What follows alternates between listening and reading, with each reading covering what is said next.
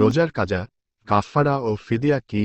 রমজান মাসে নিজের আত্মীয়স্বজন ও প্রতিবেশীরা ছাড়াও দিনমজুর ও গরিবরা যাতে রোজা রাখতে পারে, সেজন্য ইফতার ও সাহরির ব্যবস্থা করা ভালো। দ্বিতীয় হিজরিতে ইসলামের গুরুত্বপূর্ণ বদরের যুদ্ধ এই মাসে সংঘটিত হয়। মুসলমানেরা সে যুদ্ধে জয়ী হয়। অষ্টম হিজরিতে তারা মক্কা বিজয় করে। এসব ব্যাপারে জানতে হলে ইসলামের ইতিহাস বিষয়ে বই পুস্তক পড়া যায়।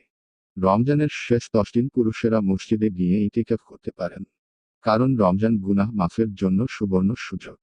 রমজানের বিশেষ 3টি আমল হলো: 1. কম খাওয়া, 2. কম ঘুমানো, 3. কম কথা বলা।